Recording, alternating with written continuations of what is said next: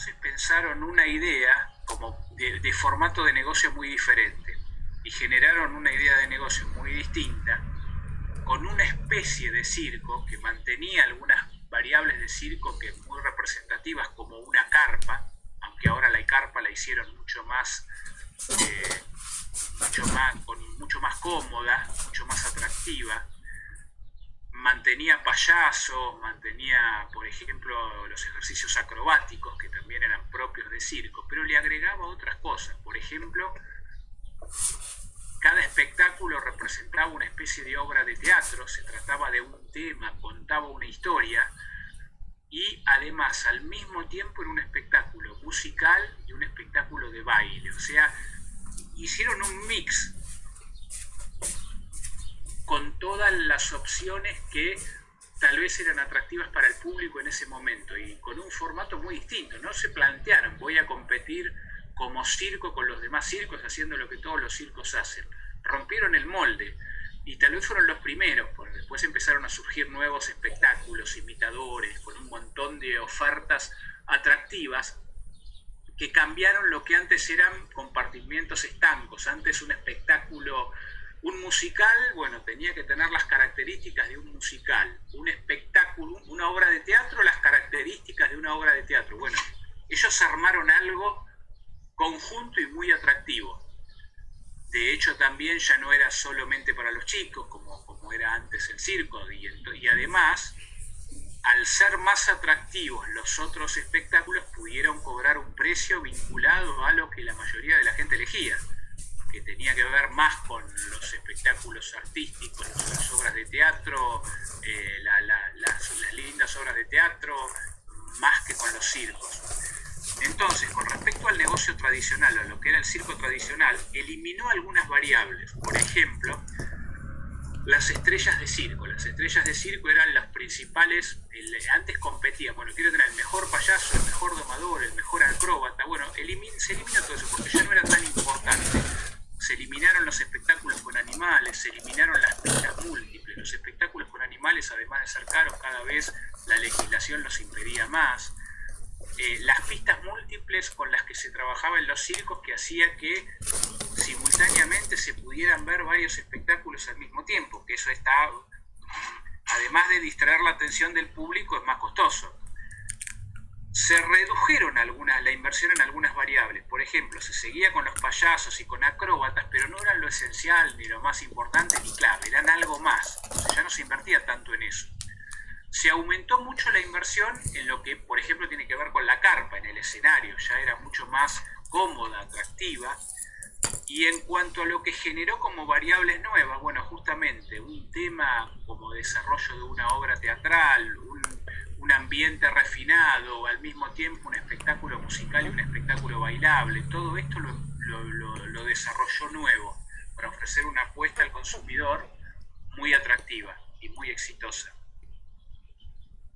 Acá tienen, bueno, lo mismo de hoy, el cuadro estratégico y las dos curvas de valor de los circos regionales, por ejemplo, y de Cirque du Soleil, para ver cómo cambia la curva de valor en un océano azul, una muestra de cómo cambia la curva de valor en un océano azul. Fíjense que en cuanto al precio, los circos tradicionales tenían un precio relativamente bajo, podían cobrar un precio bajo. Invertían mucho en estrellas de circo, en animales, en las pistas múltiples, en humor, en todo lo que tiene que ver con la acrobacia y un poco menos en la carpa. El Cirque du Soleil podía cobrar un precio mucho más alto, no invirtió más ni en estrella, ni en animales, ni en pistas múltiples, invertía también en payasos y acróbatas, pero menos, bastante más en la carpa, en el desarrollo y refinamiento y comodidad de la carpa, y empezó a invertir en variables que antes no se invertían. Acá están definidas como único tema, ambiente refinado, música y danza, por ejemplo. Ellos hablan también de una especie de matriz BCG. A ver, de matriz BCG en cuanto a que la similitud tiene que ver con que se refiere al posicionamiento de las unidades de negocios, al análisis de la cartera de negocios, para tratar de lograr una cartera de negocios más equilibrada. Pero el equilibrio está planteado de esta manera. Clasifica las unidades de negocios en pioneros, emigrantes y colonos. Colonos son los negocios imitadores, que están en negocios tradicionales y que no tienen un gran potencial de diferenciación. Emigrantes son aquellos negocios que están en negocios tradicionales, pero que lograron alguna diferenciación, tienen alguna ventaja competitiva y entonces están un poco diferenciados, pero siempre como negocio, dentro del negocio tradicional, como diferenciados. Y los pioneros son verdaderos océanos azules. La idea es que si una cartera de negocios está formada por muchos colonos, algunos emigrantes, algún pionero, que tienda a que cada vez sean más los negocios verdaderos océanos azules o emigrantes. Si no se puede detectar o descubrir un océano azul, por lo menos que sean diferenciadores y cada vez menos negocios imitadores. En esto coincide con la perspectiva de Porter, en cuanto que lo peor que puede pasar para un negocio es estar en la mitad y no diferenciarse por nada, ser absolutamente imitador de los demás, porque son los primeros que quedan afuera cuando la cosa empieza a no funcionar bien. Ellos hablan de que para que un océano azul sea muy bueno, la estrategia debe tener foco, divergencia y mensaje contundente. ¿Qué quiere decir esto?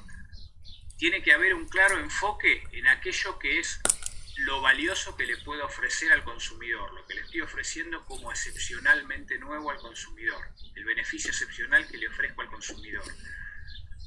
Divergente quiere decir que la curva de valor, como vimos hoy, tiene que ser diferente y claramente diferente a la curva de valor de los negocios, por ejemplo, en un negocio tradicional, en cualquiera de los negocios tradicionales. Y un mensaje contundente quiere decir que se puede expresar muy fácilmente y en pocas palabras cuál es el nuevo beneficio que este nuevo negocio está generando. Bueno, hasta ahora en realidad, sí, todo muy lindo, está bárbaro, pero el tema es cómo lo hacemos, porque lo valioso que puede aportar cualquier nuevo enfoque o nuevo aporte es, bueno, dame las herramientas para poder trabajar en esto, cómo informativamente puedo usar esto para que realmente esto me sirva, si lo quiero llevar a la práctica, si a mí me interesa realmente generar un negocio de estas características. Y ellos plantean algunos principios de la estrategia de Océano Azul.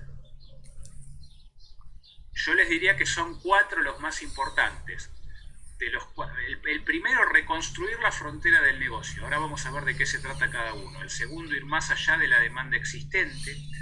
El tercero, superar los obstáculos clave de la organización. Y el 4, desarrollar la secuencia estratégica correcta. Vamos a ir viendo cada uno ahora. Especialmente nos va a interesar el número 1 y el número 2. El primero, reconstruir la frontera del negocio. ¿Qué es esto de reconstruir las fronteras del negocio? Bueno, acá nos dan una serie de caminos como para desarrollar océanos azules, cómo trabajar informativamente en el análisis informativo para poder detectar ideas de océanos azules. Y acá empieza, yo creo, el aporte más importante de los autores a todo lo que tiene que ver con el análisis estratégico. Por ejemplo, el primero proponen explorar industrias alternativas. ¿Qué quiere decir esto? Bueno, como hicieron en Cirque du Soleil, en vez de analizar, bueno, a ver cómo están funcionando los circos, analizar todas las opciones que el consumidor tiene para resolver eso que está satisfaciendo lo que es el circo, que en realidad compite con otro tipo de espectáculos, por ejemplo, una obra de teatro, un cine, salir a un restaurante, un montón, para que le ofrecen al consumidor la posibilidad de una salida. En realidad, ellos lo que vieron es qué hace el consumidor, qué otras cosas prefiere para ocupar su tiempo en lugar de ir al circo también. Y a partir de ahí surgió la idea de negocios, explorando las diferentes alternativas que tiene el consumidor para satisfacer su necesidad. Ellos plantean también diferentes ejemplos, pero hay uno bastante gráfico de una empresa de aviación muy exitosa, que es difícil tener éxito en el negocio de la aviación, que en realidad lo que se planteó es, bueno, ¿quiénes son los que más viajan? Que pueden ser negocio, para pensarlo como negocio desde el punto de vista empresarial. Y los que más viajan son los empleados, los directivos, los gerentes de las empresas, que habitualmente viajan para tener reuniones a diferentes lugares, tal vez dentro del mismo país o varios países. Son los clientes más, el todo caso más rentables del negocio. Y el tema es cómo hacen para viajar. Y bueno, hasta que surgió la idea de esta empresa, ellos lo que hacían era viajar en negocios tradicionales, o sea, viajar en las aerolíneas tradicionales, por una cuestión de costos esencialmente. El problema de los vuelos tradicionales es que no siempre tenían horarios para llegar a donde tenían que llegar en el momento en que tenían que llegar, solamente vuelan a los principales aeropuertos, no a los aeropuertos más chicos, con lo cual después había que hacer otro traslado hacia otro lugar cuando llegaban, si no era en una de las principales ciudades donde tenían la reunión. A veces tenían que hacer transbordos de aviones.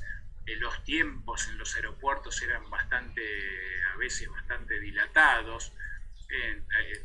Por el tiempo a veces tenían que dormir en algún lado, comer. Bueno, representaba un costo importante para las empresas todo lo adicional a estos vuelos, y además por ahí a veces eran muy cansadores, porque había que hacer muchísimas horas de vuelo para llegar a un lugar.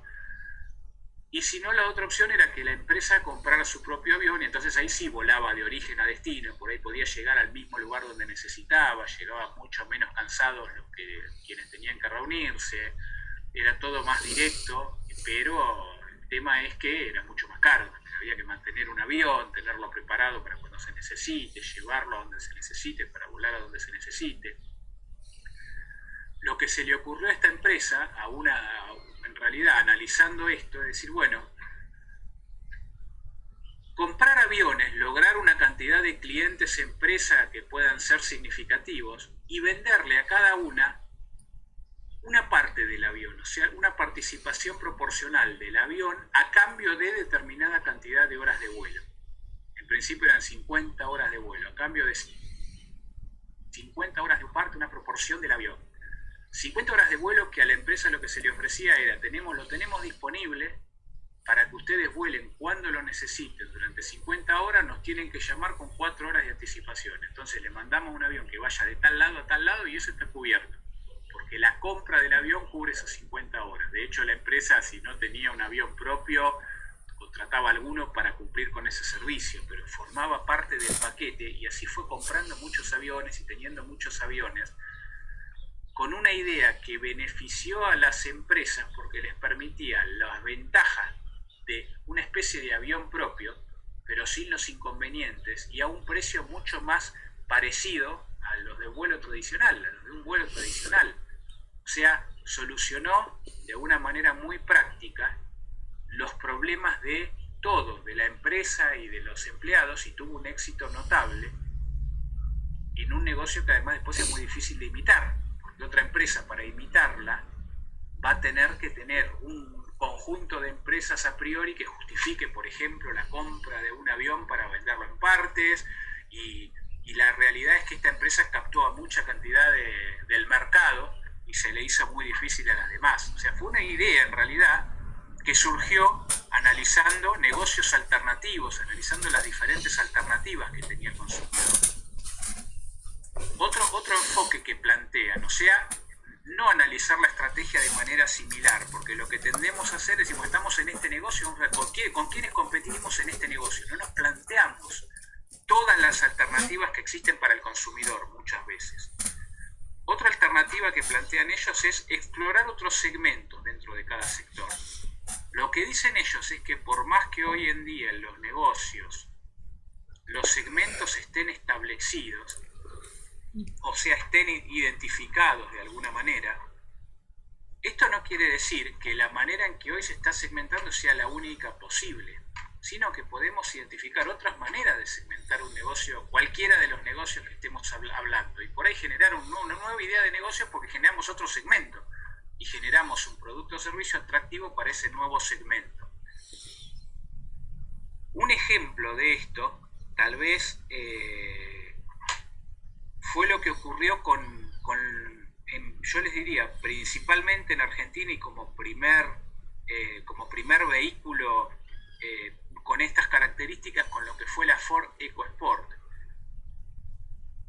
en su versión 4x2. En realidad lo que identificó la empresa acá es que había un grupo de consumidores que en realidad habitualmente compraban autos familiares. pero que hubieran deseado, que deseaban tener lo que ellos consideraban una 4x4, no tanto porque necesitaban las prestaciones de una 4x4, porque tenían que andar por zonas complicadas, básicamente tal vez era mayormente era para manejar dentro de la ciudad o para manejar en ruta, sino por lo que representaba como símbolo de logro personal, símbolo de estatus, símbolo de acceso, de poder acceder, de reconocimiento. Y en realidad lo que generaron es un tipo de vehículo que tenía forma de 4x4 principalmente, o sea, formato de 4x4, era parecida en presencia a una 4x4, pero en cuanto a las prestaciones era más parecida a un vehículo familiar tradicional. El tema es que no había vehículos de esas características. Antes eran autos familiares con características de autos familiares y 4x4 con características de 4x4. El tema es que este vehículo estaba más cerca en cuanto a precio de un vehículo familiar que de una 4x4 auténtica con prestaciones de 4x4.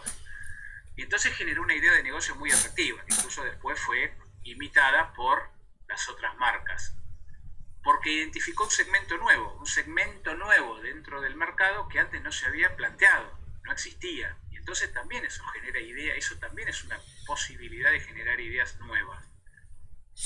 Tercero, explorar la cadena de compradores. ¿Y qué quiere decir esto de la cadena de compradores? Probablemente esto lo hayan visto cuando vieron marketing, en cuanto a que en muchas compras, sobre todo las compras que representan implicación importante para el consumidor, no es únicamente el consumidor el único que interviene en la decisión de compra.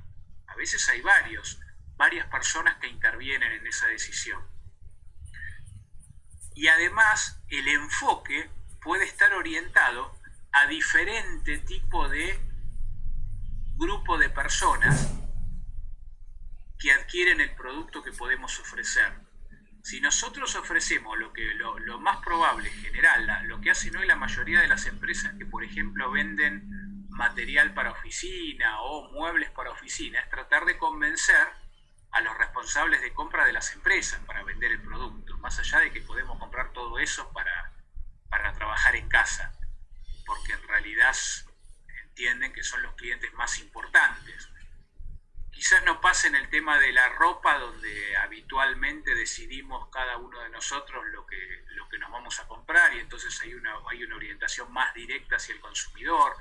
Por ejemplo, las droguerías tienen una orientación muy clara hacia los médicos, porque en realidad son influyentes, en este caso en la decisión, pero son influyentes clave, porque en general terminamos comprando lo que los médicos nos dicen.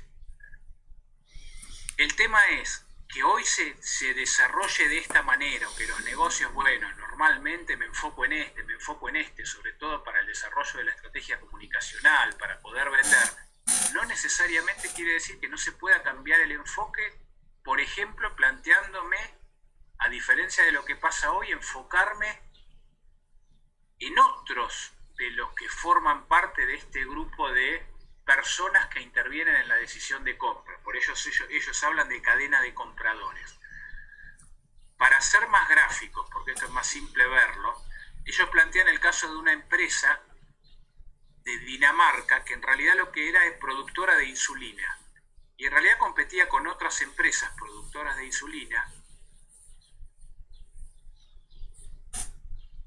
básicamente en ofrecer la insulina que tenía más pureza y más calidad, y en convencer a los médicos de que recomienden su producto porque su producto era el mejor. Y la realidad es que se fue evolucionando tanto en cuanto a pureza y calidad del producto en sí mismo, que prácticamente ya no había diferenciación. Era a ver quién le daba más regalos a los médicos o beneficios como para que recomienden una marca u otra. Y lo que empezó a ver esta empresa es que el problema de la insulina, más que en el producto en sí, era en lo que pasaba en los pacientes y en el problema en los pacientes. La insulina la usan los diabéticos para regular el nivel de azúcar en la sangre. Y la manera de poder recibir esa insulina era, para ellos, a través de la inyección, de una inyección, con lo cual tenían que llevar, para poder inyectarse la insulina, agujas, jeringas, y desarrollar todo el proceso de la inyección de la insulina, que no es un proceso agradable. Analizando eso, lo que creó esta empresa, analizando lo que pasaba con los pacientes, lo que creó esta empresa es un producto con forma de lapicera, una especie de lapicera, que servía para inyectar el producto, que tuvo un éxito muy grande por la facilidad, por la practicidad, porque evitaba el tema de las agujas y las jeringas, porque después empezó a evolucionar y mostraba cuánto había de inyectado y cuánto no, para la regulación de todo el proceso. Esto llevó a que, digamos, este tipo de producto, hoy después evolucionó, hoy se está usando este formato para otro tipo de enfermedades, por ejemplo, para todo lo que tiene que ver con las alergias, o sea, en las zonas de alergias, y como para inyectarse el producto de una manera muy sencilla y práctica, y le mejoró muchísimo la vida a los pacientes. O sea, cambió la orientación. En vez de orientarse o seguir orientándose hacia los médicos, esta empresa se orientó a los pacientes. Se convirtió en una empresa que más que fabricante de insulina, especializada en el tratamiento de la diabetes a partir de la elaboración de este tipo de productos. Y tuvo un éxito notable, porque en realidad arrasaron las personas, porque realmente les beneficiaba la vida a este tipo de productos. Y también fue una idea donde lo que nació a partir del consumidor, más allá de que siempre nos preocupamos por los médicos, que el médico lo recomiende, ¿qué pasa con el consumidor? Entonces cambió el enfoque desde los médicos hacia los consumidores. Esta vía, explorar ofertas complementarias de productos y servicios, lo que plantea es hacer un análisis estratégico bien amplio, o sea, no quedarnos en el negocio y en lo que pasa hasta la venta del producto, sino quedarnos en todo lo que pasa después de la venta del producto. O sea, hay una etapa que sigue a la venta del producto, que es toda la etapa de utilización del producto por parte del consumidor hasta que lo termina desechando o se termina eliminando, lo que fuere. O sea, todo un proceso que a veces requiere, reparaciones, mantenimiento, complementos, la utilización en sí misma y las características de la utilización del producto, cómo eliminarlo, que a veces no se tienen en cuenta. Y a lo mejor eso, analizando eso, yo puedo detectar una idea de negocios muy diferente, ofreciendo beneficios en todo eso, más que en el producto en sí mismo al momento de venderlo. Por ejemplo, ellos plantean diferentes ejemplos, pero uno muy gráfico. La primera empresa que cambió el formato de los micros de transporte urbano, los que trabajan en las municipalidades, transporte urbano de pasajeros. Antes habitualmente todas las empresas competían para ver quién ofrecía el micro más económico para venderlo a las municipalidades, pero en realidad el costo más grande para las municipalidades no era la compra del micro en sí mismo, sino el mantenimiento, porque a lo mejor el micro estaba operativo 15 años después, y el tema eran los costos, todos los tipos de costos, pero especialmente los micros eran de acero y la corrosión del acero, lo que costaba ante un accidente la reparación, el peso que tenía y lo que representaba en cuanto a consumo de combustible, cambiarle permanentemente las ruedas y todo lo que ese costo representaba. Bueno, había un montón de costos vinculados más a la operatoria y la utilización del producto que al costo inicial de compra. A esta empresa lo que se le ocurrió fue, vamos a cambiar la carrocería del micro. En vez de hacerla de acero, vamos a hacerla de fibra de vidrio. Cambiar la carrocería de acero por la de fibra de vidrio trajo un montón de ventajas, sobre todo en lo que tiene que ver con todos estos costos de mantenimiento operativo durante la vida del micro. Por ejemplo, la fibra de vidrio no tiene la corrosión que tiene el acero, es un costo menos. Es mucho más fácil de reparar si hay un accidente, se repara la parte accidentada, es mucho más económica que en los micros que tenían la carrocería de acero. Y es mucho más liviana, con lo cual se consume mucho menos combustible, las ruedas tienen bastante menos deterioro, entonces no es necesario cambiarlas tanto, y entonces también hay ahorros. O sea, el micro podía tener un formato más grande, o sea,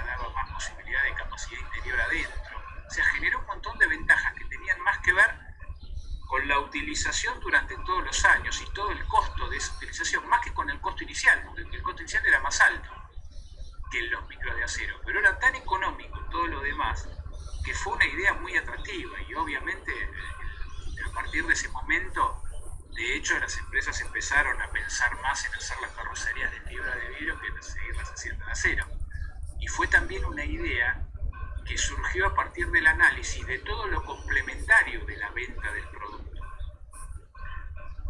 Después el planteo, explorar el atractivo funcional o emocional para los compradores. Ellos dicen, bueno, hay negocios que son muy emocionales, que en realidad apuntan a la emoción, a lo que representa, toda la venta de productos de belleza, por ejemplo.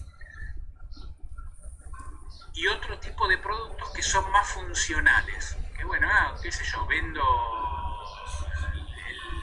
lo que a lo mejor es un commodity, por ejemplo el cemento. Bueno, venta de cemento, uno compra cemento, lo que necesita de cemento, y en realidad no hay muchas variaciones entre un cemento y otro cemento, es básicamente lo mismo, lo hacen todas las empresas. Y normalmente esa venta es mucho más funcional, tiene que ver con la necesidad del consumidor práctica y cómo se resuelve esa necesidad práctica, y tiene un componente emocional bastante más pequeño. La idea es, ¿esto es necesariamente así? Que sea así habitualmente en los negocios, quiere decir que necesariamente siempre tiene que ser así. Y el planteo es que hay negocios que son funcionales que se pueden hacer emocionales y viceversa. Plantean varios ejemplos, pero por ejemplo uno muy interesante es el de una empresa que pudo vender su cemento hasta 30% más caro que el resto de los cementos, que es un producto commodity. O sea que es exactamente, prácticamente lo mismo comprar cemento de esa empresa que de cualquiera de los demás, pero lo transformó en un producto emocional. Y es una empresa mexicana. En México tiene como característica social que a ellos les gusta tener plata, invertirla en fiestas, en reuniones sociales, y a veces viven hacinados, mucha gente en las mismas casas, y no por falta de dinero como para hacer espacios adicionales, sino porque prefieren invertir la plata en otra cosa más social. Y saben que es una necesidad, pero a veces no lo invierten, no lo desarrollan. Y a esta empresa lo que se le ocurrió es vender el cemento como idea de la habitación adicional. La habitación adicional para el hijo, la habitación adicional para el nuevo matrimonio, la habitación adicional para un regalo de cumpleaños, para que tenga su espacio. Algo que era necesario, pero que en realidad al no tener este atractivo, y el pensamiento era, bueno, vamos a ofrecerlo como regalo para el momento en que sea el evento, y se va pagando en cuotas de a poco. Y viene no solo el cemento, sino todo el instructivo de cómo construirlo, una ayuda para construirlo, para armarlo, para que tenga todo listo y todo preparado para el momento en que se dé el evento en sí, ¿no? El momento en que surja, el momento del cumpleaños, de la fiesta, del casamiento, de lo que fuere, de la ida del hijo, cualquier tipo de evento que pudiera ser interesante y atractivo. Era como un regalo que se hacía de corazón a alguien al que se valoraba, y además un regalo que tenía que ver con algo que le iba a quedar para siempre. Con eso logró vender el cemento hasta 30% más caro de lo que se vendía en otros cementos, porque pasó a ser o a formar parte de un producto emocional más que de algo funcional. Y eso también es una idea de negocio atractiva, que sale de los parámetros del análisis informativo tradicional de las estrategias. Bueno, también proponen explorar la dimensión del tiempo, que tiene que ver con el hecho de estar al tanto de lo que va pasando, de que no nos sorprendan las nuevas variables de todo lo que viene ocurriendo. Por ejemplo, la composición de la familia cada vez es más distinta. La familia tradicional ya no es lo más común. Cada vez hay más gente que vive sola, o grupos o familias de tipo ensamblado, y son situaciones que plantean nuevos requerimientos. En los países más desarrollados cada vez es mayor la esperanza de vida y menor la tasa de natalidad, y entonces los productos necesarios para grupos de gente más grande, que cada vez son más numerosos, también es una necesidad. Bueno, el planteo es analizar todas estas cosas que van ocurriendo, y sobre todo, si hablamos de estos temas, son fáciles de percibir, para empezarnos a plantear negocios que resulten atractivos para todos, para pasos.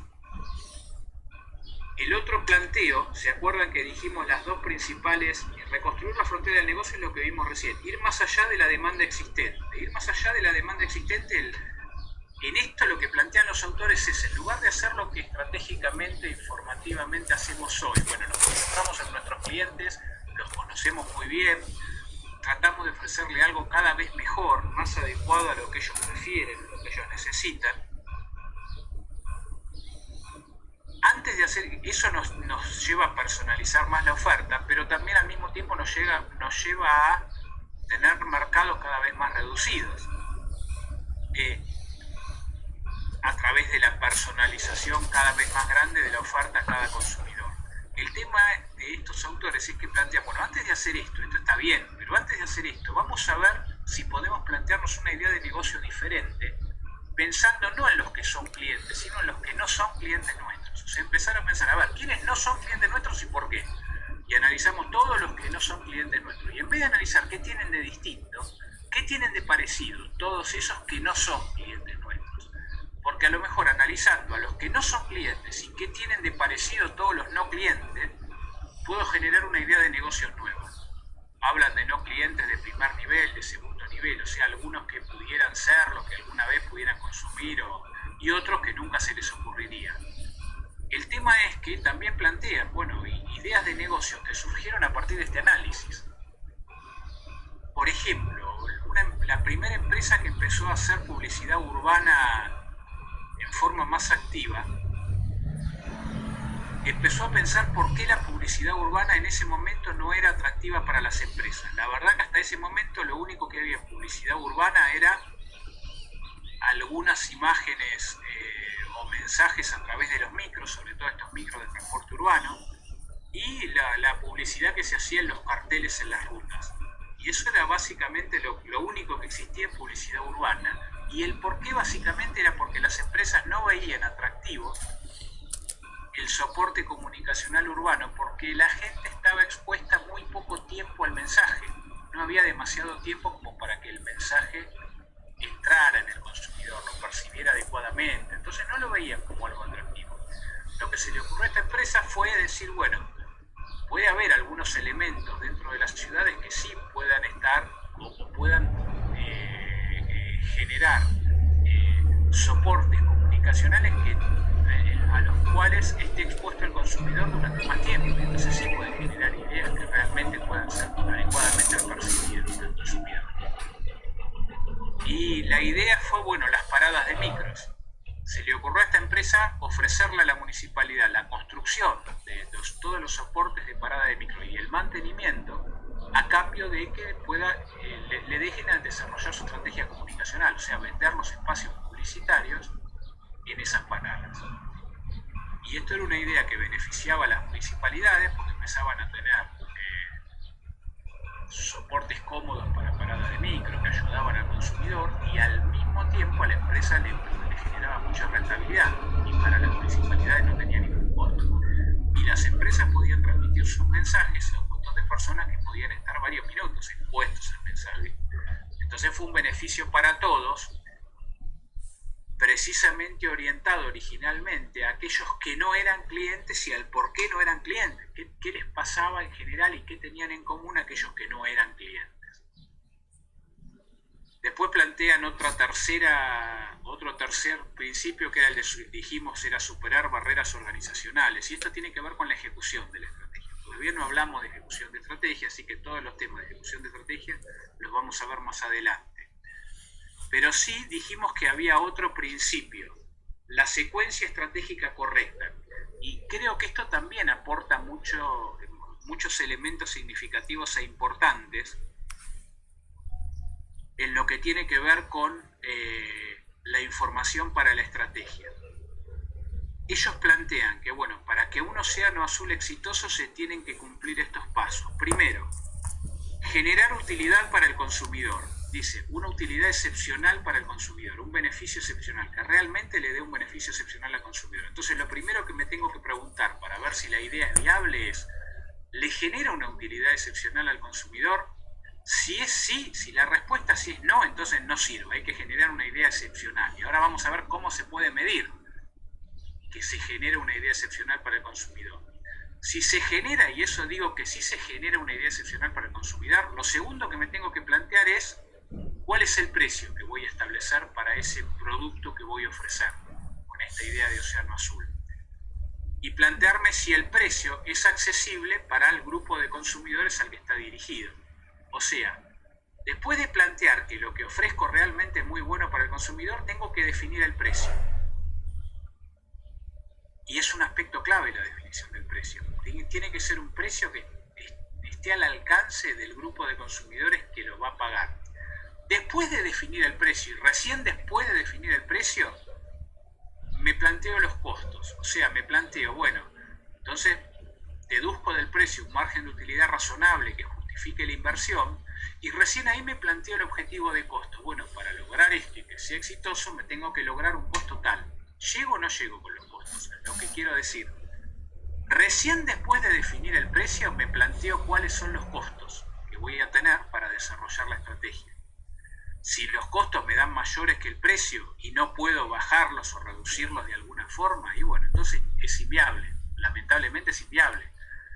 Pero nunca me planteo los costos antes de los precios. Siempre me planteo primero el precio que puedo cobrar, y recién después los costos.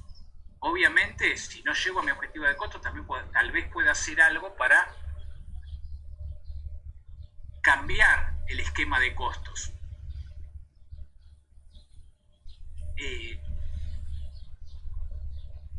Algunas empresas que fueron océanos azules, por ejemplo, la empresa esta de aviones que habíamos hablado, lo que cambió es que vendió el avión en parte, más que reducir los costos. Se le ocurrió un esquema de cambio de precio distinto a Blockbuster, por ejemplo, que en su momento fue un océano azul porque fue la primera empresa que se le ocurrió que en vez de vender las películas, que antes se vendían y eran muy pocos los que podían comprarlo por el precio, se podían alquilar. Y bueno, y después, si me da el costo, puedo acceder a un costo objetivo que me genere una rentabilidad razonable, directamente veo si puedo tener algún obstáculo de parte del consumidor para aceptar el nuevo producto. Pero esta es la secuencia estratégica correcta. Primero, tener claro todo el beneficio que le doy al consumidor. Después, establecer un precio y que el precio lo puedan pagar. Y recién después, ver si llego a los costos. Y recién si llego a los costos, ver qué tipo de obstáculo puedo tener en el consumidor para aceptar el producto. La pregunta es, ¿cómo hacemos para descubrir que le estamos ofreciendo una utilidad excepcional al consumidor? Bueno, acá generan una idea que informativamente es muy útil, no solo para un océano azul, sino también para buscar alguna diferenciación, una idea de diferenciación para un negocio tradicional. Y es esta matriz que ellos llamaron el mapa de utilidad para el consumidor. Y fíjense que esta matriz está conformada. Por un lado, fíjense en lo que formaría parte del eje Y de la matriz para definirlo de alguna manera práctica, aquellos beneficios que puede recibir el consumidor. ¿Y qué beneficios? Acá están clasificados de esta manera, pudiéramos haber pensado en otra, pero por ejemplo, productividad para el cliente. ¿Cómo le puedo hacer al cliente la vida más productiva? Simplicidad. ¿Cómo le puedo hacer la vida más simple? Comodidad, ¿cómo le puedo hacer la vida más cómoda? Riesgo, ¿cómo le puedo reducir el riesgo al consumidor? Cualquier tipo de riesgo que esté asumiendo. Diversión e imagen, ¿cómo le puedo hacer la vida más divertida al consumidor? Amabilidad con el medio ambiente, o sea, ¿cómo puedo trabajar mejor con el medio ambiente si eso es valorado para el consumidor? Ellos llaman a estas variables las palancas de la utilidad. Y en el eje X, de alguna manera, lo que agregan es lo que ellos denominan las etapas del ciclo de experiencia del consumidor. Y ellos llaman las etapas del ciclo de experiencia del consumidor a todas las etapas por las que pasa el consumidor desde que recibe el producto y hasta que lo termina eliminando, como hablábamos hoy. Por ejemplo, la etapa de compra, la etapa de entrega, la etapa de uso del producto, la etapa de complementos, la etapa de mantenimiento o la etapa de eliminación. La idea es descubrir qué beneficio le agrego al consumidor, cuál de estos, cuál o cuáles, y en cuál o cuáles de todas estas etapas. Y fíjense que esto en matriz es muy práctica, también para un negocio tradicional, para buscar diferencias. ¿Cómo puedo hacerle más productiva la vida a mi cliente en la etapa de compra? En el momento en que compra el producto, o cuando se lo tengo que entregar, o en el momento en que lo usa, o cuando tiene que usar algún complemento, o cuando necesita algún mantenimiento, o cuando tiene que eliminarlo. ¿Cómo le puedo hacer la vida más simple o más cómoda? Por ejemplo, en esta etapa, en esta etapa, en esta etapa, explorando cada una de estas, puedo generar ideas también de negocio muy, o por lo menos de diferenciación, muy atractivas, aunque no llegue a ser un océano azul, pero sí una diferencia, algo más que le puedo ofrecer al consumidor, muy valioso, respecto de un negocio tradicional. Por eso yo creo que esta matriz es muy útil también para el análisis estratégico y debiéramos tenerla presente. Es muy útil para identificar, o pudiera resultar muy útil para identificar variables que me permitan diferenciarme. En cuanto a la forma de fijar el precio, nosotros recién dijimos que un elemento clave para un océano azul era que el precio se define antes de los costos. Yo les diría que esto debe ser clave para cualquier tipo de negocio nuevo. Cualquier tipo de negocio nuevo, de producto o servicio que piense lanzar al mercado, primero me tengo que plantear qué precio puedo cobrar, porque es clave que para que tenga éxito va a tener que ser un precio que sea aceptado por la mayoría del público al que está dirigido, por lo menos para el grupo de personas al que está dirigido. ¿Cómo se hace en un océano azul? Ellos plantean una herramienta que llaman el túnel del precio, que implica, bueno, a ver, ¿qué productos respecto al océano azul o la idea de negocio que estoy generando son parecidos al actual? ¿Qué otros productos tienen la misma función, pero son distintos en cuanto a forma? ¿Y qué otros productos son totalmente diferentes, totalmente en función, pero pueden resolver el mismo problema del consumidor? Por ejemplo, el Cirque du Soleil, decía, misma forma era comparar con otros circos. Diferente forma, bueno, diferente forma que quizás en este caso sería diferente forma y función, pero el mismo objetivo, resolver el problema para el consumidor, estaban todo lo que tenía que ver con los espectáculos teatrales, qué sé yo, espectáculos deportivos, musicales, etc. Todos resuelven el mismo problema del consumidor, pero con un objetivo distinto. Para ser más gráficos, acá por ejemplo, ellos plantean que un océano azul fue el Forte. Cuando surgió el Forte, los únicos autos que había eran autos que se hacían a medida para la gente de mucho poder económico, pero que podían andar 4 o 5 cuadras, que eran las 4 o 5 cuadras pavimentadas que había en las ciudades, porque no servían, por ejemplo, para salir en caminos de tierra, que era más que un medio de transporte, era un medio de estatus. Era poder demostrar que podían acceder y que tenían ese vehículo para mostrárselo a los demás, porque no les servía demasiado, más que para eso. En cambio, el transporte, básicamente en ese momento, el transporte efectivo, se hacía a través de los carruajes de caballos, eventualmente a través de bicicletas, se podía, pero bueno, ahí se necesitaba, sobre todo en travesías largas, un estado físico que no estaba al alcance de todo el mundo para un viaje de ese tipo. Pero, por ejemplo, ¿cómo se arma esto del túnel del precio? Supongamos que sea el caso del Ford. Bueno, de misma forma, había otros autos que también eran autos que eran estos que se hacían a medida. Eran muy poquitos y el precio que se establecía para esos autos estaba bastante alto. Era un precio muy alto, pero la cantidad, fíjense que acá hay como círculos. Se supone que el círculo representa la cantidad de personas. Entonces, la cantidad de personas que tenían esos autos, el precio era muy alto de esos autos, pero la cantidad de personas que tenían era muy reducida, o sea, el círculo era chiquitito. En cambio, de los que tenían diferentes formas pero la misma función eran los carruajes de caballo, y acá estaba la mayoría, todos los que viajaban fundamentalmente en carruajes de caballo, y había carruajes mejores, con los mejores caballos, más amplios, y otros menores, o sea, unos de mayor precio, otros de mayor precio, y tal vez había otros con diferente forma y función que también podían servirme, por ejemplo una bicicleta, que a lo mejor no era para los viajes largos, pero que eventualmente pudiera servir. El tema es detectar dónde está el círculo más grande, y el círculo más grande, dónde está la mayor cantidad de personas que usa ese producto en este momento, y que hoy está paga por ese producto y que lo utiliza. Y en este momento la mayor cantidad de personas es como un círculo imaginario que hubiera acá en el medio, que eran todos los que usaban carruaje de caballo. Y donde ese círculo, acá en el eje Y, lo que muestra, bueno, qué precio tiene ese carruaje de caballo. Hay como un precio mínimo, un precio máximo de lo que representa ese carruaje de caballo. Y en realidad la idea es que el precio del océano azul lo tengo que establecer, en este caso, entre el mínimo y el máximo de toda esa cantidad de gente. Voy a establecerlo en el máximo si realmente, como en este caso del Forte, que era muy difícil de imitar, por lo menos después iba a ser imitado, pero como era una tecnología nueva en ese momento, iba a tener un tiempo de existencia en el mercado donde era el primero. Al principio era un precio más o menos parecido a lo de los carruajes de caballo, un poco más, y después fue reduciéndose. Si no fuera así, fuera un negocio que fuera fácilmente imitable, a lo mejor tengo que salir dentro de la gama más baja, o sea, en el lugar más bajo de donde se está comprando hoy para lograr la mayor cantidad del mercado posible, porque enseguida va a ser imitado. Todas estas ideas de negocios nuevos después enseguida buscan ser imitados y son muy atractivas y exitosas.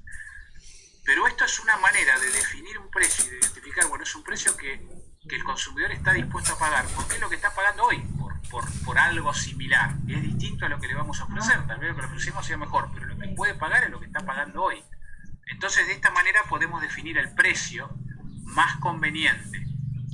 Y esto del precio, y esto también es un mensaje importante desde el punto de vista estratégico, que yo les diría que no solamente es válido para océanos azules, sino para cualquier tipo de idea de negocio y producto innovador. Siempre primero pensar en qué precio podemos cobrar, que sea un precio que los consumidores estén dispuestos a pagar, y recién después el costo para evaluar si el negocio puede ser atractivo y si puedo llegar al objetivo de costos que me permita una rentabilidad razonable que justifique la inversión en ese negocio en particular. Bueno, esto en cuanto a océanos azules. Vamos a ver ahora algo que ustedes también vieron en la guía de trabajos prácticos y que tiene que ver con el análisis de apalancamiento, para tratar de que sea algo claramente comprendido. Ustedes vieron el análisis de apalancamiento como como formando parte de lo que puede representar el análisis interno de cada empresa, analizando el efecto multiplicador que estos diferentes tipos de apalancamiento pueden representar para cada empresa en particular, comparativamente con la competencia. Y así hablaron de un grupo de palancas estructurales que dependen de la estructura patrimonial y económica de la empresa y un grupo de palancas dinámicas. Dentro del grupo de palancas estructurales hablaron del grado de apalancamiento operativo y del grado de apalancamiento financiero. Esencialmente se concentraron, cuando hicieron los trabajos prácticos o en la guía de trabajos prácticos, en el efecto económico que estos grados de apalancamiento representaban para la empresa, o cómo se podía manifestar el efecto económico que este apalancamiento representaba para la empresa, de una manera muy útil que permite hacer análisis de simulación a futuro que son muy útiles. Si ustedes recuerdan, el grado de apalancamiento operativo lo que reflejaba es cómo los costos fijos generan un efecto palanca, un efecto multiplicador. Les hablan de que, bueno, depende de la estructura económica de la empresa un determinado grado de apalancamiento operativo. El apalancamiento operativo depende de la estructura económica de la empresa. Y ustedes lo definían por su efecto económico. El grado de apalancamiento operativo refleja el cambio relativo que se genera en la utilidad operativa ante una variación en el volumen de ventas. Para poder analizar el grado de apalancamiento operativo necesito tener clasificados todos los costos y gastos de la empresa en fijos y variables, y el efecto palanca lo generan los costos fijos. Y el efecto que cualquier cambio en el volumen tiene el hecho de contar con una determinada estructura de costos fijos, cómo eso va a impactar en la utilidad ante cambios del volumen, porque yo sé que cada vez que vendo adicionalmente, en un momento, por ejemplo, que tengo los costos fijos cubiertos, el ingreso que va a obtener la empresa es la diferencia entre el precio y el costo variable de cada unidad adicional que vende. O sea, la contribución marginal adicional.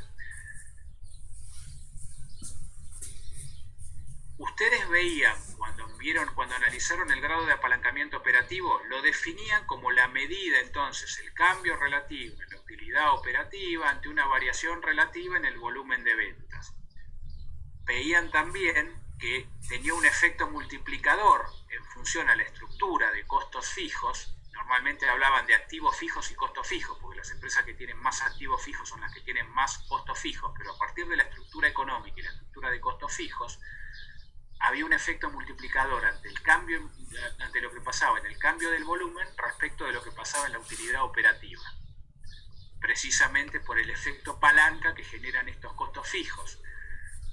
Y ese efecto multiplicador podía ser muy positivo para la empresa en un contexto de expansión, o sea, donde la promesa es un crecimiento en el volumen de ventas, pero también muy negativo y muy riesgoso para la empresa en un contexto de recesión, porque de la misma manera que se multiplica, en este caso, el beneficio y la utilidad operativa ante el aumento en el volumen, ante una caída en el volumen también se multiplica la caída en la utilidad.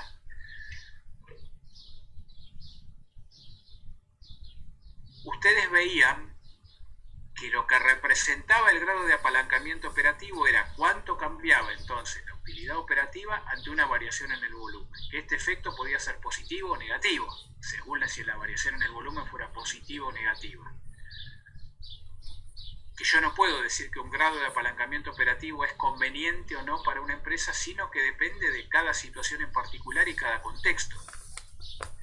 En un contexto de expansión va a ser algo muy positivo y favorable. La empresa expandiéndose va a obtener muchos más ingresos que un competidor que tenga una estructura con menos costos fijos, que sea más artesanal, donde el ingreso adicional que va a obtener por la venta de cada unidad adicional va a ser menor. Pero ese negocio que trabaja más artesanalmente, que tiene una composición conformada principalmente más por costos variables que por costos fijos, va a ser menos riesgoso ante un contexto de recesión.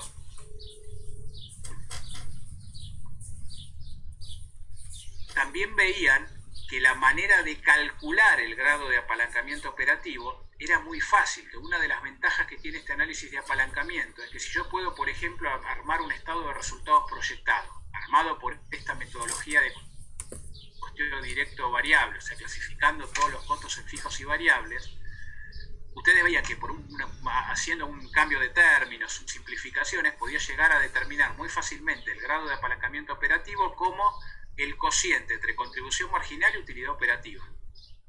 El cociente entre lo que es contribución marginal y utilidad operativa me permite determinar el grado de apalancamiento operativo.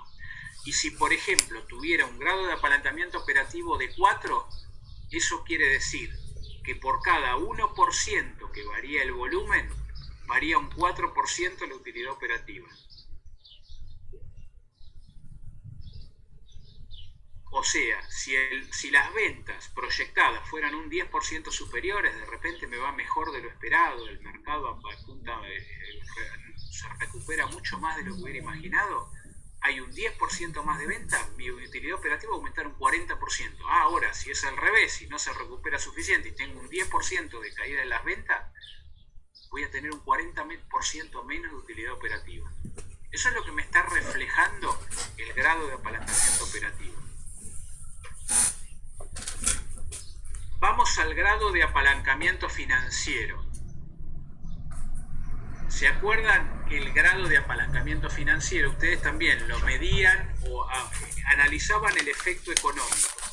La diferencia del grado de apalancamiento financiero respecto al grado de apalancamiento operativo es que el grado de apalancamiento financiero surge a partir, lo puedo constatar a partir del análisis de la estructura patrimonial de la empresa. Una empresa está apalancada financieramente cuando tiene pasivos. O sea, cuando dentro de la estructura de financiamiento una parte está conformada por el pasivo. Si fuera todo patrimonio neto, no habría en ese caso apalancamiento. Cuando existe pasivo es porque hay apalancamiento financiero. El apalancamiento financiero, lo que genera el efecto palanca generado por el pasivo, tiene que ver con el costo fijo que representan los intereses. Otra vez hay un costo fijo ahí que genera un efecto palanca. Y ese costo fijo en el apalancamiento son los intereses de los pasivos. Y la idea es que el grado de apalancamiento financiero, otra vez, no necesariamente es bueno o es malo, puede ser positivo o negativo. Va a ser positivo para una empresa cuando el costo de ese pasivo sea menor al rendimiento que la empresa está generando, esencialmente con los fondos que utiliza. O sea, cuando tomo un pasivo y puedo invertirlo con un rendimiento superior a su costo. En ese caso, un determinado grado de apalancamiento financiero puede ser positivo, puede representar una fortaleza para una empresa. Si se diera la situación inversa, o sea, el costo del pasivo sea inferior al rendimiento que la empresa genera con esos fondos, o con el resto de los fondos, con el conjunto de los fondos que la empresa utiliza, entonces va a ser negativo el grado de apalancamiento financiero para la empresa. La clave entonces, para que se justifique el apalancamiento financiero, es poder invertir los fondos que recibo con un rendimiento superior a lo que me cuestan. Y eso forma parte del ABC de las ciencias económicas. Solamente en ese caso tiene sentido el endeudamiento. Si eso no se da, el endeudamiento, por lo menos sustentable, en el mediano o largo plazo, no tiene sentido. Podrá tener sentido en el corto plazo para sustentar alguna necesidad financiera del momento, pero nada más que para eso. No puedo plantearme endeudamiento si no tengo esa concepción en cuanto a que realmente lo voy a usar para invertir en diferentes tipos de estrategias que me prometen un rendimiento superior a lo que me está costando. Ustedes veían también el efecto económico del apalancamiento financiero. Y el efecto económico del apalancamiento financiero era la medida en que, o el cambio relativo en las utilidades netas ante un cambio relativo en la utilidad operativa. Sí, ahí escuché a alguien que por ahí quería hacer alguna pregunta.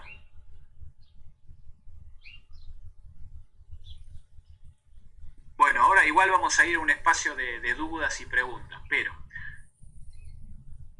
en este caso, entonces yo puedo definir el efecto económico del grado de apalancamiento financiero como la medida en que cambia la utilidad neta, la utilidad que queda para los propietarios, ante una variación relativa en la utilidad operativa. Por ejemplo, si una empresa tiene un grado de apalancamiento financiero de 3, quiere decir que por cada 1% que varíe la utilidad operativa va a variar un 3% la utilidad neta. Si la utilidad operativa es un 10% superior a la esperada, la utilidad neta va a ser un 30% superior a la esperada. Si la utilidad operativa tuviera una caída del 10%, la utilidad neta va a tener una caída del 30%.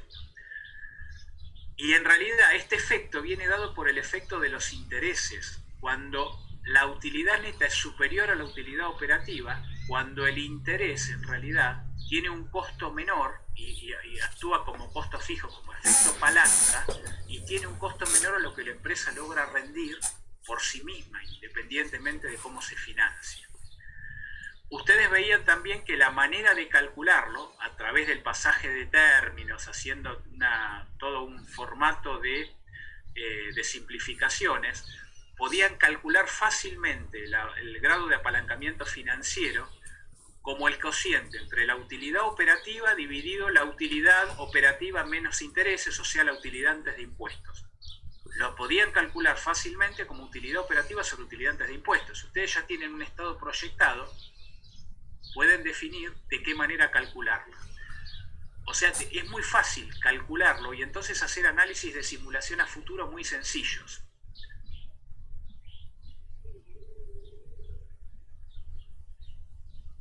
Vamos a ver alguna... De la combinación, nosotros dijimos que el grado de apalancamiento operativo me decía cómo cambia la utilidad operativa ante una variación en el volumen de ventas. El grado de apalancamiento financiero me dice cómo cambia la utilidad neta que reciben los propietarios ante una variación en la utilidad operativa. La idea es que si el costo del pasivo es menor al rendimiento que la empresa genera con los fondos que utiliza, esto va a representar un aumento en la utilidad para los propietarios, porque los propietarios van a tener una utilidad no solo por el rendimiento de la plata de ellos, sino por el diferencial de rendimiento entre lo que le cuesta lo que reciben de terceros y lo que lo hacen rendir.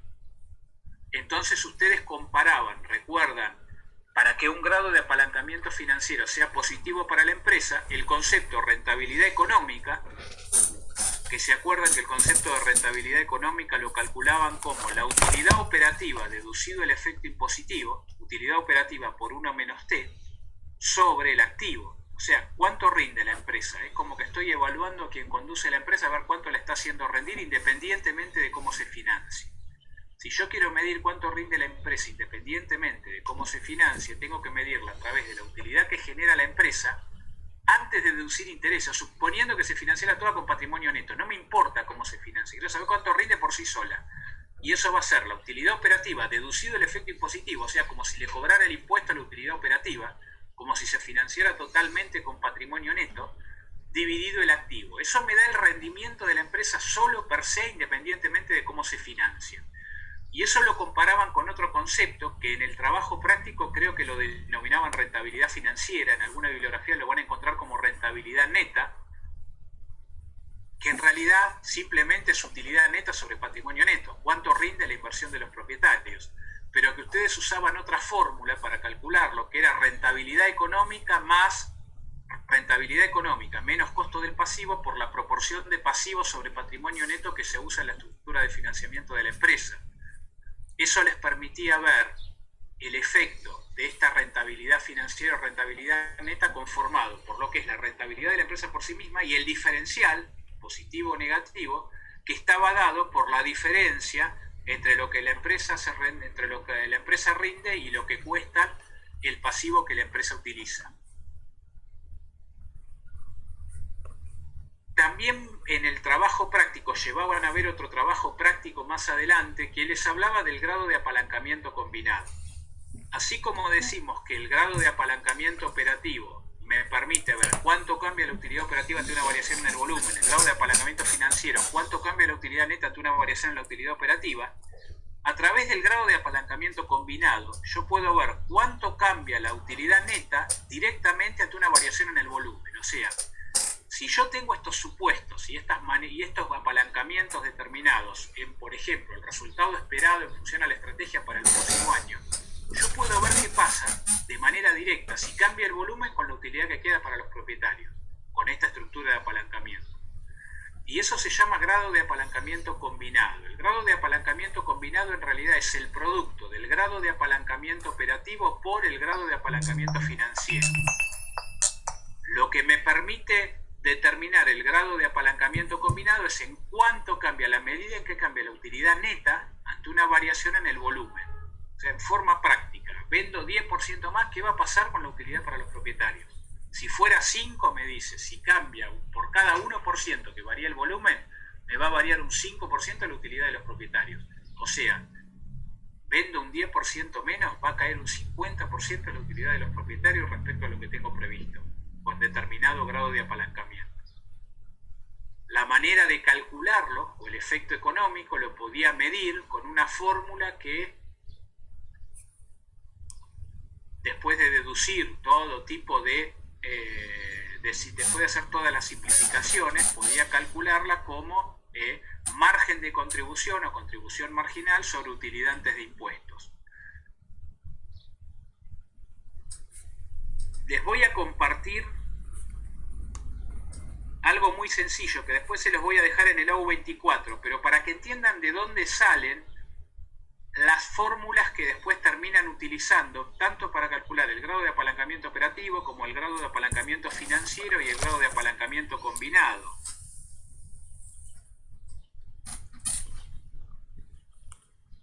¿Lo ven? Sí, perfecto, profe. Esto se lo subo al AU24, pero el grado de apalancamiento operativo es la medida en que cambia la utilidad operativa ante una variación en el volumen de ventas. El tema es que yo puedo definir a la utilidad operativa como artificio matemático. La utilidad operativa puedo definirla como cantidad por precio de venta menos costo variable, contribución marginal, menos costo fijo, siempre expresado el estado de resultado por costeo directo variable. Cantidad por precio menos costo variable es la contribución marginal, o sea, venta menos costo variable menos costo fijo. Esa es la utilidad operativa. ¿En cuánto varía la utilidad operativa ante una variación en el volumen? Lo que varía el volumen por el precio menos costo variable. El costo fijo queda fijo, justamente lo que me genera el efecto palanca. Haciendo esto, entonces, yo puedo ver que el grado de apalancamiento operativo habíamos definido como en cuánto cambia la utilidad operativa ante una variación en el volumen. Reemplazo los conceptos por los valores que recién calculé, y entonces la variación en utilidad operativa es delta Q por precio menos costo variable sobre la utilidad operativa, que era Q por precio menos costo variable menos costo fijo, sobre delta Q sobre Q.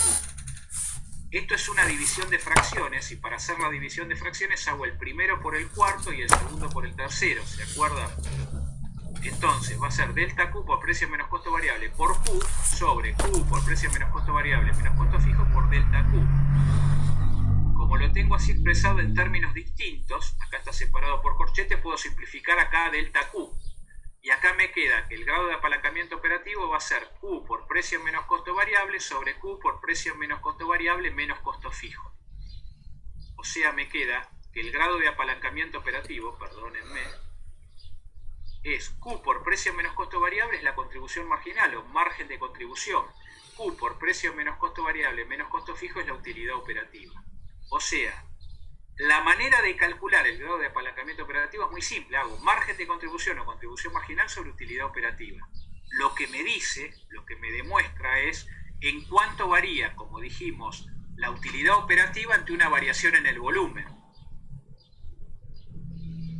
Si este grado de apalancamiento fuera 3, por ejemplo, esto quiere decir que por cada 1% que varía en más o en menos el volumen, va a variar un 3% la utilidad operativa. Esta es la fórmula en que llego a calcularlo por pasaje de términos.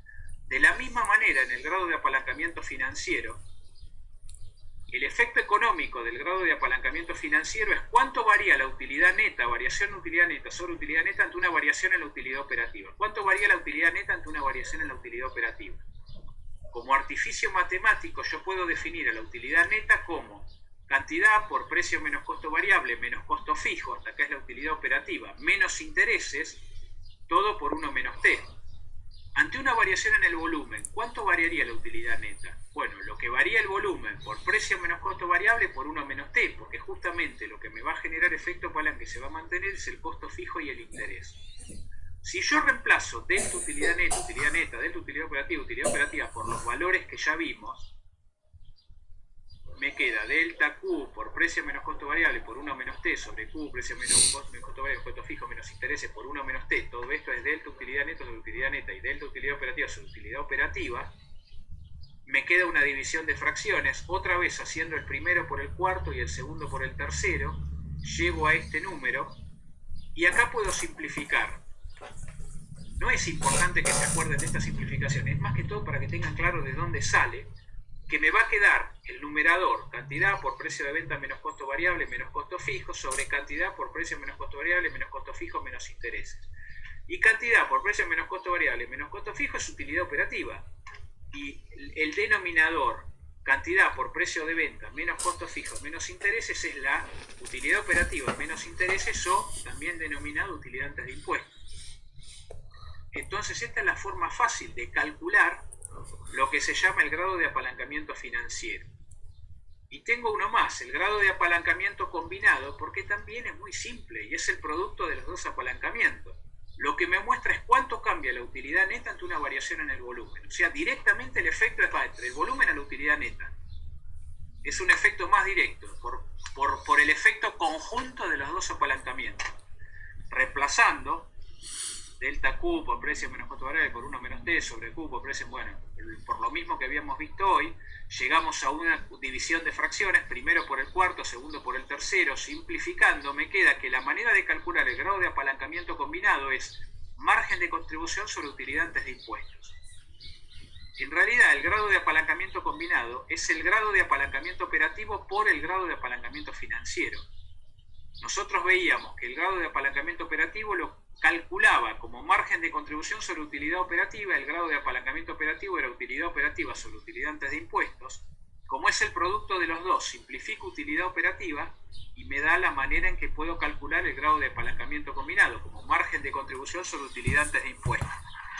Esto es un poco para que tengan claro de dónde salen los análisis. Y fíjense lo práctico que es o que son este tipo de análisis. Por eso se los voy a agregar así de esta manera en el A24 para que les pueda servir. Que de manera muy sencilla yo puedo estimar, bueno, cuánto varía el volumen de ventas, cuánto varía digamos, si yo quisiera... Yo tengo una estimación de cuál va a ser el funcionamiento de mi negocio para los próximos años. Ahora, ¿qué pasa si fuera, por ejemplo, si vendiera un 10% más, si el volumen fuera un 10% superior? ¿O qué pasa si fuera un 10% menos, o un 20% más, un 20% menos? Con estos simples indicadores que se calculan de manera muy sencilla, yo sé qué efecto eso va a tener en la utilidad operativa y en la utilidad que le queda a los propietarios, de manera muy simple. Otro tema que también es importante, que por ahí surge a partir del análisis del grado de apalancamiento financiero, y que ya dijimos, tiene que ver con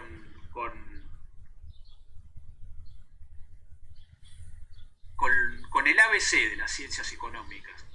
Nosotros estamos diciendo que un grado de apalancamiento financiero es conveniente para la empresa únicamente y de manera sustentable y sostenible en el tiempo, únicamente si el rendimiento que logra generar la empresa es superior al costo del pasivo. Es el único caso en que tiene sentido el endeudamiento. Si no, el endeudamiento, si esto no se da, el endeudamiento no tiene ningún sentido. Y esto es importante que lo tengamos en cuenta, porque vale tanto para la unidad individual a nivel micro como a nivel macro. Les quiero decir esto sobre todo porque por nuestra responsabilidad profesional, sobre todo por la acción de diferentes tipos de gobiernos, y acá no tiene nada que ver el color político, porque los gobiernos que han hecho esto han sido de todos los partidos políticos y de todas las clases, pero realmente esto también vale, por ejemplo, cuando se quiere endeudar a un Estado, o sea, a todos nosotros. Solamente tiene sentido el endeudamiento si realmente los fondos con los que llegan o que provienen de todo ese endeudamiento se van a usar en inversiones que van a generar un rendimiento que después va a permitir pagar ese endeudamiento. Si no, no tiene ningún sentido. Si ese rendimiento en realidad, o todo ese producido de ese endeudamiento, se vuelca en negocio financiero para que después todo ese dinero que ingresa se fugue del país, es lo mismo que si para una empresa se genera un endeudamiento que después se usa para negocios de los administradores y después se termina yendo de la empresa, y cuando los administradores se van a la empresa le dejan el endeudamiento, sin que se haya generado nada productivo con ese endeudamiento.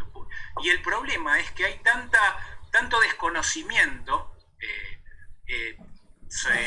a nivel general y tanta confusión también transmitida a través de los diferentes medios de comunicación, que parece que esto fuera algo natural y normal y que se puede hacer de cualquier manera y que nunca tiene ningún problema, ningún inconveniente, y después se generan todas las situaciones que terminan generándose con la restricción que representa un gran endeudamiento, bueno, todas estas cuestiones que creo que nosotros como profesionales y que conocemos un poco esto, no debiéramos permitirlo más, o no debiéramos permitir que esto fuera que tan fácilmente se puedan hacer todas estas cosas y que nadie pueda plantear las objeciones y decir déjense de joder, digamos, si van a hacer algo, digamos que por lo menos controlar que si realmente se pretende generar una estrategia de este tipo, desarrollar endeudamiento que sea para realmente orientarlo y destinarlo a una inversión productiva que genere verdaderos rendimientos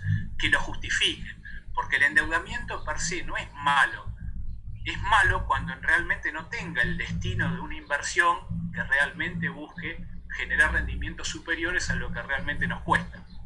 Y esto es importante porque todo lo que vamos aprendiendo y vamos conociendo, lo importante después es internalizarlo y usarlo para lo que nos sirve, tanto para lo que nos sirve a nivel individual, trabajo, como para lo que nos sirve en este caso a nivel global, lo que nos serviría para vivir mucho mejor como país, vivir mucho mejor todos. cuando estas cosas no pasen. Lo que me gustaría es ver si ustedes tienen alguna duda con el tema apalancamiento, porque a veces se generan algunas dudas. Yo, por lo que tengo entendido en el trabajo práctico, en el tema, cuando ven margen de contribución, lo tienen, en lugar de margen de contribución, dice margen bruto, cuando lo más correcto sería que dijera en el texto del trabajo margen de contribución. Y creo que es importante que eso lo vean y lo corrijan por las dudas, que tengan claro que a lo que se refiere es margen de contribución, porque a veces se confunden los términos. Recuerden que utilidad bruta sería la venta menos el costo de mercadería, pero en el caso de trabajar con un estado de resultados expresado por costeo por absorción. Y acá estamos trabajando por costeo directo variable. Por eso, en el caso del práctico, cuando trabajaron aquellos que están haciendo, o la gran mayoría de ustedes que está haciendo la parte práctica este año, fíjense que cuando calculan el grado de apalancamiento operativo, el numerador es el margen de contribución o contribución marginal, más allá de que quede claro. ¿Tienen alguna duda respecto a lo que es el análisis de apalancamiento? Profe, yo tengo una duda. ¿Cuál es el impacto de la variación en el precio en las distintas palancas, como por ejemplo el grado de apalancamiento operativo y financiero? ¿Del precio? Sí. Acá no hacemos el análisis de palancas para mostrar, por ejemplo, o no nos permite el análisis de palanca identificar la variación del precio. ¿A qué te referís, por ejemplo? Porque lo que me permite el análisis de palanca desde el punto de vista económico es decir, ante una variación en el volumen, con una estructura tal como la que tenemos prevista, ¿qué pasa con la utilidad operativa en las actuales condiciones? O sea, suponiendo las actuales condiciones digamos, las actuales condiciones implican también las actuales condiciones de precio. O sea, nosotros partimos de una situación prevista estimada, con una determinada situación de precio. Entonces, en función a esta situación que genera hoy un determinado nivel de apalancamiento operativo financiero, ¿qué pasa si esto fuera diferente? Es lo que podemos analizar con los grados de apalancamiento. Un cambio de precio pudiera generar también un cambio de volumen directamente vinculado al cambio de precio, pero también me va a cambiar la determinación del resto de las variables, porque las utilidades también van a ser diferentes en función a los nuevos precios. Te quiero decir que yo el análisis lo puedo hacer para una situación dada. Cuando cambian las variables voy a tener que calcular el nuevo nivel de apalancamiento y ver el efecto de la nueva situación de apalancamiento. Yo puedo suponer que un cambio de precio pueda impactar directamente en un cambio de volumen, pero hay que ver también en cuánto impacta en la utilidad para evaluar el impacto en el apalancamiento.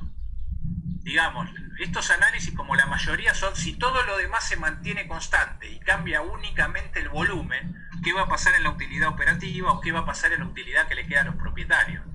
¿Se entiende? ¿Poco? Sí, profe, gracias. ¿Y el grado de apalancamiento operativo entre qué valores varía? ¿Y cuándo se hace cero, por ejemplo?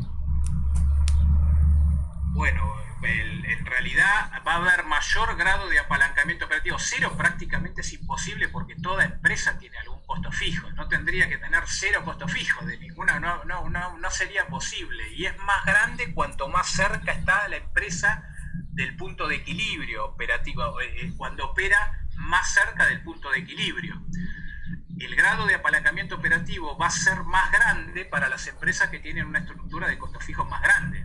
A mayor estructura de costos fijos comparativamente con la estructura de costos variables, si comparo dos empresas, normalmente este análisis es competitivo, dos empresas que están en el mismo negocio, una tiene mayor estructura de costos fijos y menos costos variables, y otra menos costos fijos, menos estructura y más costos variables, va a tener siempre mayor grado de apalancamiento operativo la empresa que tiene mayor estructura de costos fijos. Puede ser muy grande el valor del grado de apalancamiento operativo, de acuerdo a la estructura de costos fijos. Normalmente son las empresas más grandes las que se arman con una estructura muy grande, pero con una promesa también de un volumen de ventas muy grande que justifique esa estructura.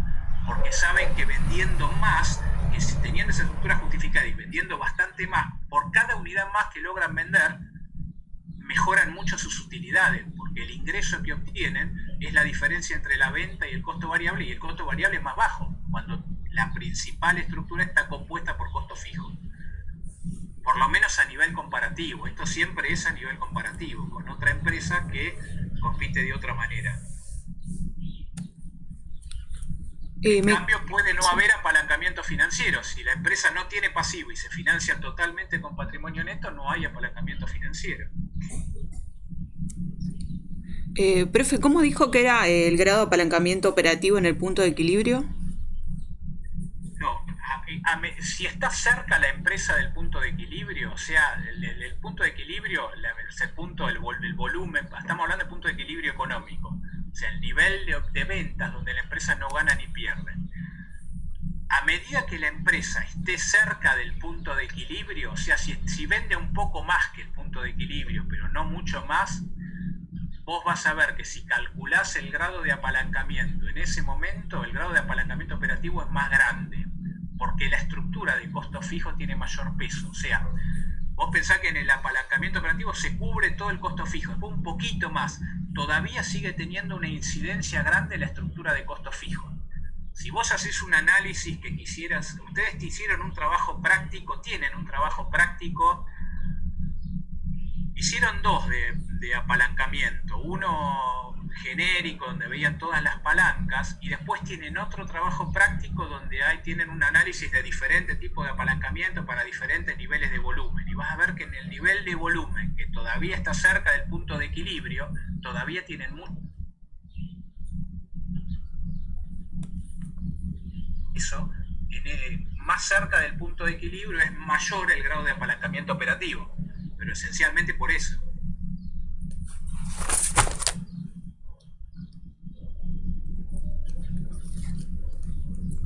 Perfecto, gracias. ¿Alguna duda más respecto a estas palancas estructurales? Profe, ¿te puedo hacer otra consulta? Me quedó una duda con respecto a la rentabilidad económica. No, la rentabilidad financiera. La rentabilidad financiera es igual a la utilidad neta sobre el patrimonio neto, ¿no? Exactamente. También se llama rentabilidad neta, utilidad neta sobre patrimonio neto. Lo que pasa es que ustedes en el trabajo práctico usan una forma alternativa de calcularla. Era rentabilidad económica más o menos la rentabilidad económica menos el costo del pasivo por la proporción de pasivo sobre patrimonio neto que se utiliza en la estructura de financiamiento de la empresa. Porque así pueden ver diferencialmente cómo se conforma esa rentabilidad financiera o rentabilidad neta. Qué parte proviene del rendimiento propio de la empresa y qué parte proviene del diferencial de rendimiento dado por lo que le rinde a la empresa el negocio y lo que cuesta el pasivo. Pero nada más que a los fines prácticos. O sea, el resultado les tiene que dar lo mismo que utilidad neta sobre patrimonio neto. Porque eso es la rentabilidad financiera o rentabilidad neta. Perfecto, gracias. Bueno, como tema también tienen, y para comentarlo, ¿no? Y esto un poco para terminar, tienen el tema de las palancas dinámicas, que en realidad ya no es un análisis de apalancamiento tan digamos, claro y práctico y útil como este, sino que plantea diferentes opciones. En el caso de la palanca de marketing, le hablan fundamentalmente que digamos, yo puedo trabajar con el margen o con la rotación para multiplicar mis ingresos, para maximizar mi rentabilidad.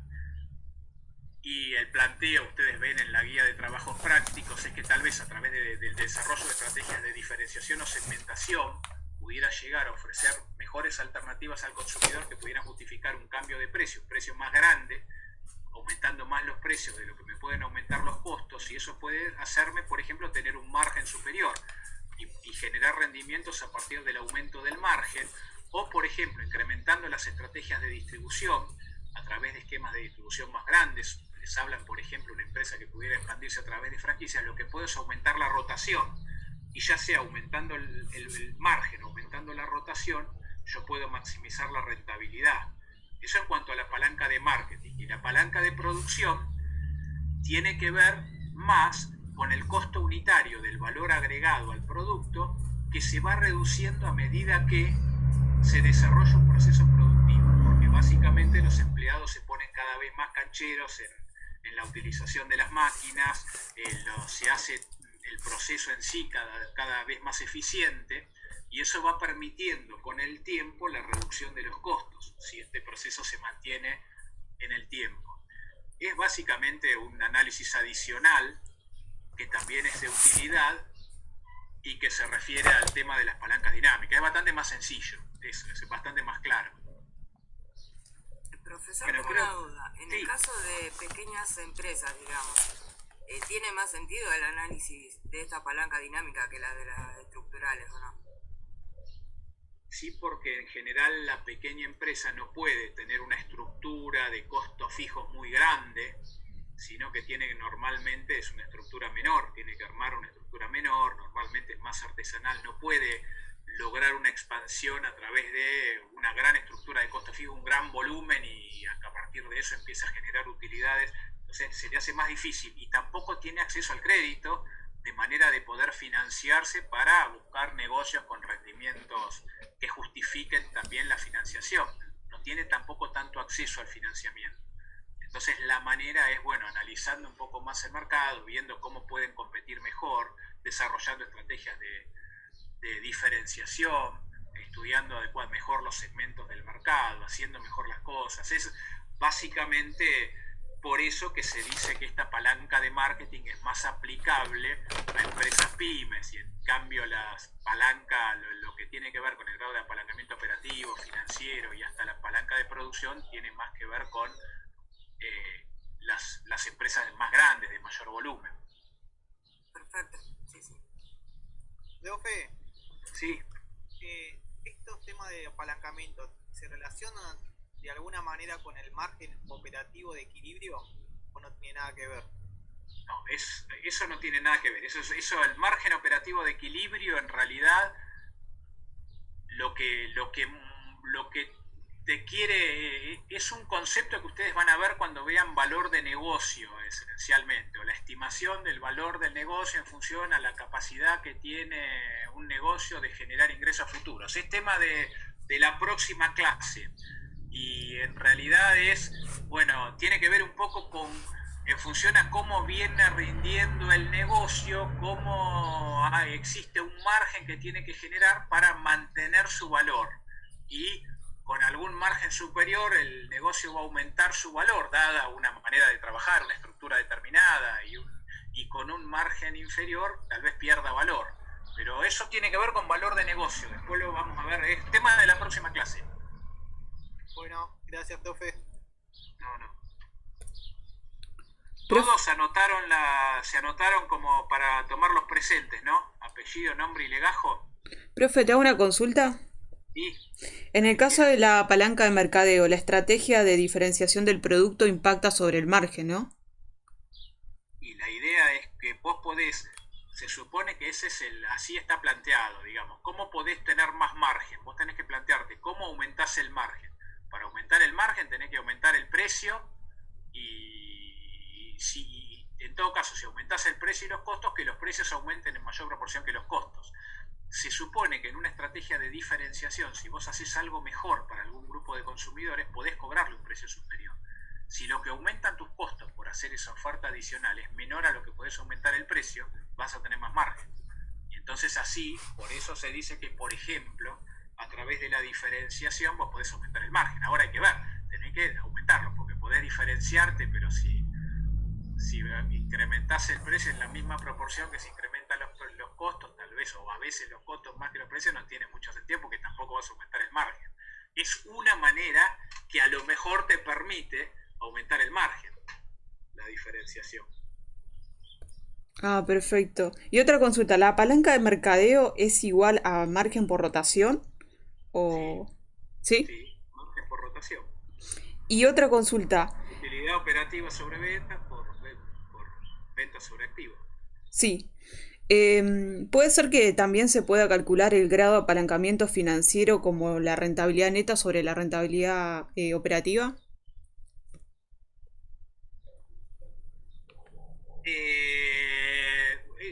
quizás eso, algún planteo de ese tipo por ahí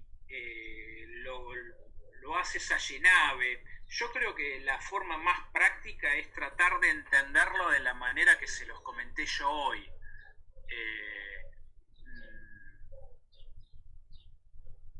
Porque creo que está bastante claro que si ustedes, la idea es que el efecto, vos, digamos, querés medir el apalancamiento financiero, obvio, digamos, el efecto, creo que está claro que lo que buscan analizar con el grado de apalancamiento financiero es cómo puede contribuir y cómo puede tener un efecto multiplicador el financiamiento a través de terceros y cómo eso puede mejorar el rendimiento para los propietarios. Lo que es importante que quede claro es que va a mejorar el rendimiento de los propietarios en tanto y en cuanto el rendimiento que genere la empresa o la rentabilidad económica sea superior al costo del pasivo. El efecto que tiene en la rentabilidad neta o rentabilidad financiera es que si la rentabilidad económica es mayor que el costo del pasivo, la rentabilidad financiera va a ser mayor que la rentabilidad económica. Ahora, si la rentabilidad económica es menor que el costo del pasivo, la rentabilidad financiera o rentabilidad neta va a ser menor que la rentabilidad económica. O lo que es lo mismo, lo que le queda a los propietarios, si el rendimiento que genera la empresa es superior al costo del pasivo, va a tener el propietario un rendimiento superior al rendimiento de la empresa en sí mismo. El rendimiento de los propietarios va a ser mayor que el rendimiento de la empresa.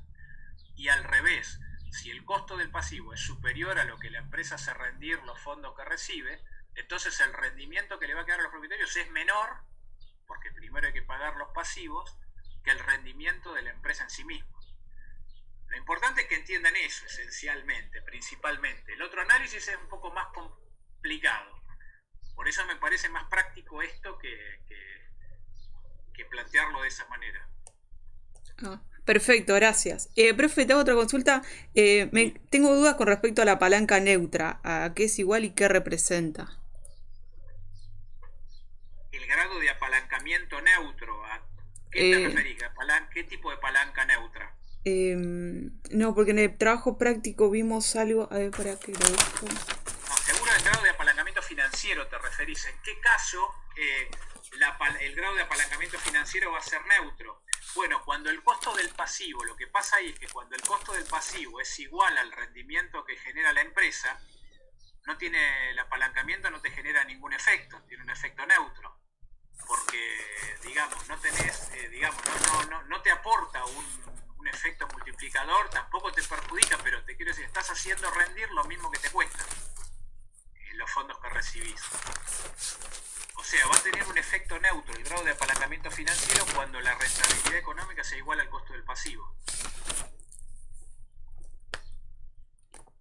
Perfecto, gracias. Acá creo que Sí. No está mal decir que hay apalancamiento cuando en realidad es neutro, porque el apalancamiento siempre puede ser positivo o negativo, o también el neutro está bien decirlo así.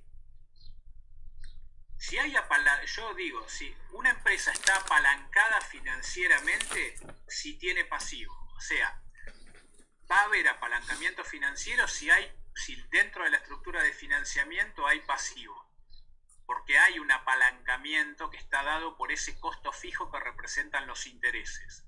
Hay como un efecto palanca ahí que si se modifica el rendimiento de la empresa más o menos va a impactar, porque se supone que el interés tiene un costo fijo, por lo menos en el corto plazo, porque se puede medir como un costo fijo. Ahora, ese apalancamiento puede ser positivo o negativo, y en el caso del apalancamiento financiero hasta tener un efecto neutro si se da que justo es caso y para esa situación el rendimiento de la empresa es exactamente igual al costo del pasivo, pero el apalancamiento está. Claro, sí, está bien, ahí lo entendí. ¿Hay alguna pregunta adicional? Porque algo me pareció ver que ponían en el chat, pero no me da tiempo para consultarlo. Díganmelo si es posible oralmente. ¿Se lo leo, profe? Sí, por favor, si pueden. Dice, ¿podría repetir las relaciones entre rentabilidad, equilibrio, rentabilidad financiera con respecto al apalancamiento financiero? Sí, entre rentabilidad net, bueno, ahí, en el apalancamiento financiero, lo que decíamos es que si la rentabilidad económica de la empresa es superior al costo del pasivo, rentabilidad económica de la empresa superior al costo del pasivo, la rentabilidad financiera es mayor que la rentabilidad económica. O sea, la rentabilidad que le queda a los propietarios, la rentabilidad financiera o neta, va a ser mayor que la rentabilidad que genera la empresa por sí misma.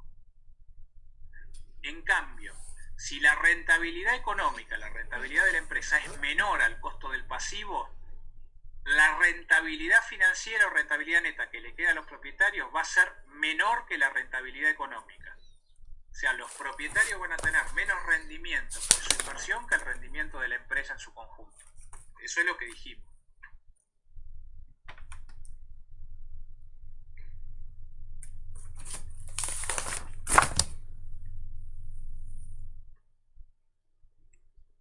Listo, profe, gracias. Bueno, nos vemos entonces el próximo jueves. Buenísimo, profe. Cualquier duda, anótenla y la vemos el próximo jueves, de cualquier tema que vayamos viendo. Y eso en cualquier clase, obviamente. Bueno, profe. Gracias. Chao, hasta luego. Chao. Muchas gracias, profesor. Hasta la próxima. Gracias. Gracias a ustedes.